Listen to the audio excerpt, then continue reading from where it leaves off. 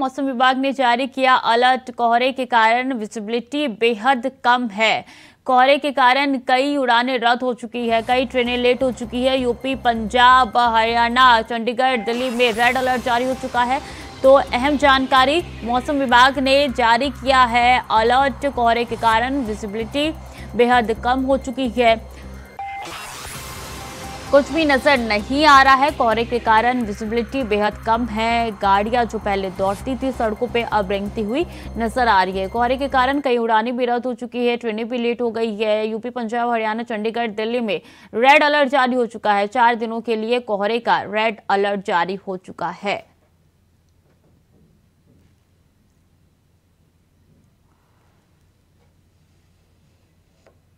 प्रवीण कुमार संवाददाता हमारे साथ सीधे गाजियाबाद से जुड़ चुके हैं। प्रवीण, अभी क्या स्थिति है?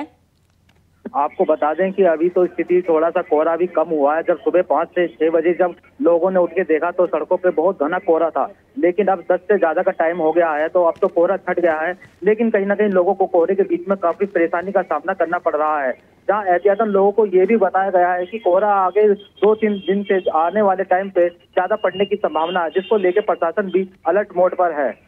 क्या अभी भी कोहरा है? तस्वीरें आप दिखा सकते हैं? जी श्रुति, अभी भी आप हमारे पीछे तस्वीर में देख सकते हैं कि कोहरा है, लेकिन हल्का कोहरा है। लेकिन जैसे जैसे दिन आगे बढ़ेगा कोहरा आगे होने की और भी संभावना बताई जा रही है। बच्चों के स्कूल की छुट्टियां कर दी गई है।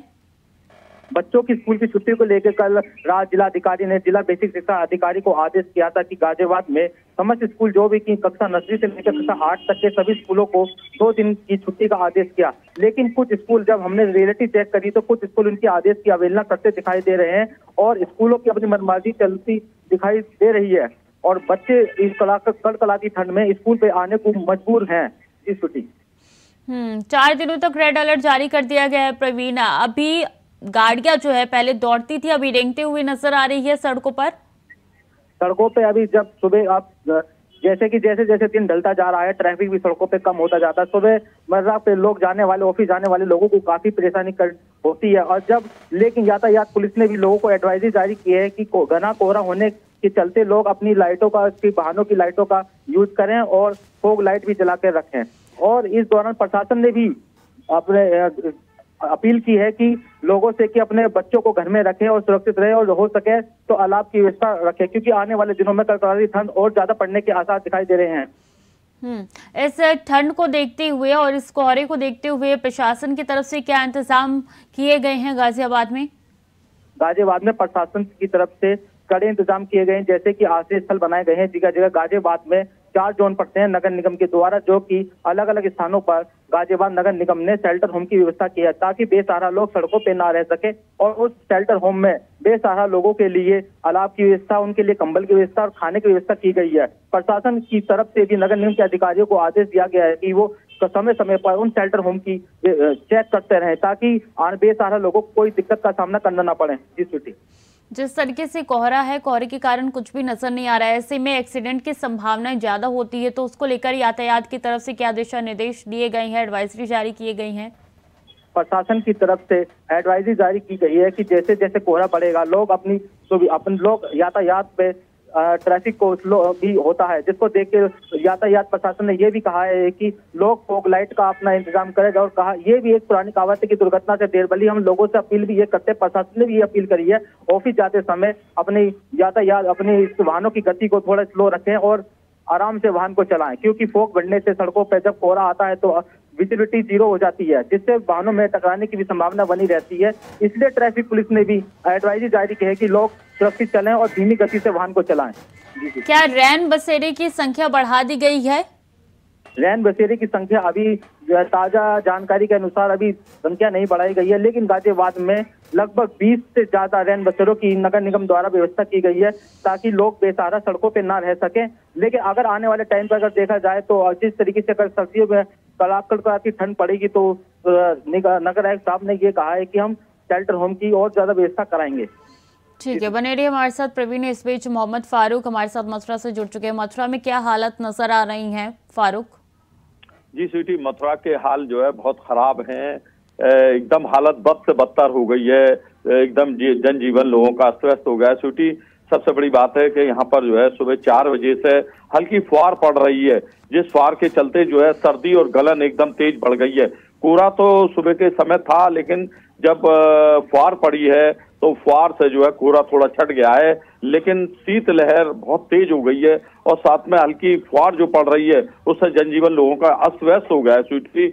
और यहाँ पर जो है 30-31 दिसंबर और 1 जनवरी को जो षष्ठी पूर्ति महोत्सव का कार्यक्रम होना है, जिसमें तमाम वीवीआईपीज और तमाम स्टेट के मुख्यमंत्री और केंद्रीय मंत्रियों का यहाँ आगमन है, उसको देखते हुए भी यहाँ पर जो है जो तैयारियां हैं चल रही हैं, उन तैयारियों पर भी थोड़ा हल्का ब्रेक लगता हुआ दिख रहा है। साथ में नववर्ष है 1 जनवरी को, ठाकुर बांके बिहारी जी के मंदिर वृंदावन में जो श्रद्धालु आते हैं और उनकी भीड़ लाखों की आती है, उसको देखते हुए जिला प्रशासन भी जो है लोगों से बार बार अनाउंसमेंट करके अपील कर रहे हैं कि कम से कम आए, वृद्ध लोग कम आए, सर्दी को देखते हुए, भीड़ को देखते हुए, क्योंकि डबल चुनौती है, एक तो सर्दी है इतनी जबरदस्त और दूसरा जो है नववर्ष है, उस पर ठाकुर बांके बिहारी जी के मंदिर पर लोग श्रद्धालु आते हैं, दर्शन करते हैं, लाखों की भीड़ होती है।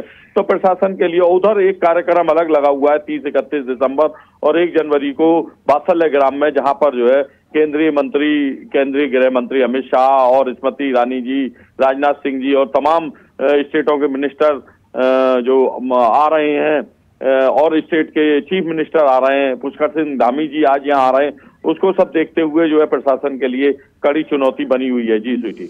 जी बिल्कुल। मोहम्मद इमरान भी हमारे साथ जुड़ चुके हैं अमरोहा से। इमरान, क्या हालत अमरोहा में नजर आ रही है? क्या धीमी रफ्तार यहाँ पे भी हो चुकी है?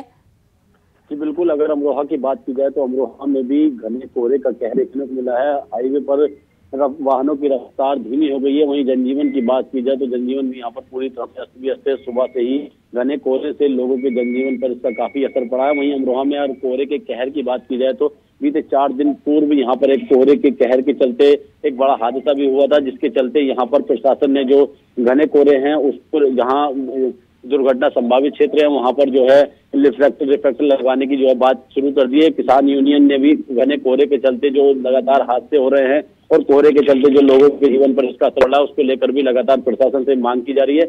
वहीं अमरोहा में जिस तरह से ठंड और कोहरे का कहर देखने को मिल रहा है उसको प्रशासनिक स्तर पर भी जो स्कूल हैं उनकी छुट्टी घोषित करने की भी बात यहाँ पर जिलाधिकारी के द्वारा की जा रही है। जी, रैन बसेरे का क्या इंतजाम है अमरोहा में?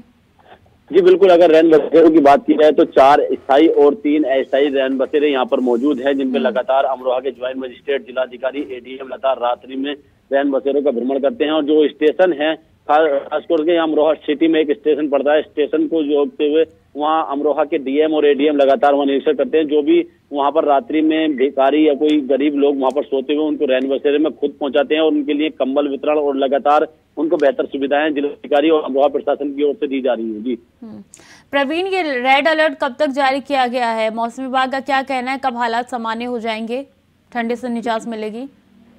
मौसम विभाग ने अभी रेड अलर्ट ये आने वाले 30 दिसंबर तक का जारी किया गया है, क्योंकि बताया गया है कि अभी आने वाले दिन में कुछ बारिश होने की भी संभावना है, जिससे और सर्दी बढ़ने के आसार है। आईएमडी ने अभी नए ताजा आंकड़े जो बताए हैं उसमें ये बताया है कि 30 तारीख को और 1 जनवरी को एनसीआर में बारिश पड़ने की संभावना, जिससे और ठंड बढ़ सकती है। लेकिन हमें आने वाले दिनों में कहीं ना कहीं सर्दी का सामना करना पड़ेगा।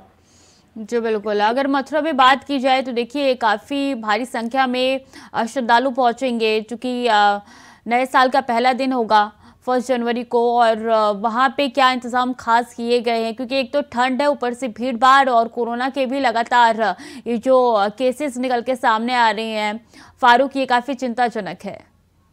जी स्वीटी, यहाँ पर जिला प्रशासन जो है इस बात को लेकर काफी चिंता में है कि 3 कार्यक्रम यहाँ पर हैं और नववर्ष का कार्यक्रम है जहाँ लाखों की भीड़ आती है और कोरोना के जो है तमाम केस जो है लगातार निकल रहे हैं, सर्दी जुकाम बुखार के मरीज भी लगातार बढ़ रहे हैं और उसको देखते हुए जिला प्रशासन के लिए एक बहुत बड़ी चुनौती है, क्योंकि ठाकुर बांके बिहारी मंदिर और मथुरा के तमाम मंदिर घूमने के लिए लाखों श्रद्धालु आते हैं, दर्शन करने के लिए अपने आराध्य के दर्शन करते हैं और साफ तौर पर जो है जिला प्रशासन के अधिकारियों का कहना है कि एक बहुत बड़ी चुनौती का ये कोहरे का सितम अब लगातार ढह रहा है और 3 से 4 दिन यही हालात रहने वाले, मौसम विभाग का कहना है। आप तीनों का बहुत बहुत शुक्रिया हमारे साथ जुड़ने के लिए, तमाम जानकारी साझा करने के लिए।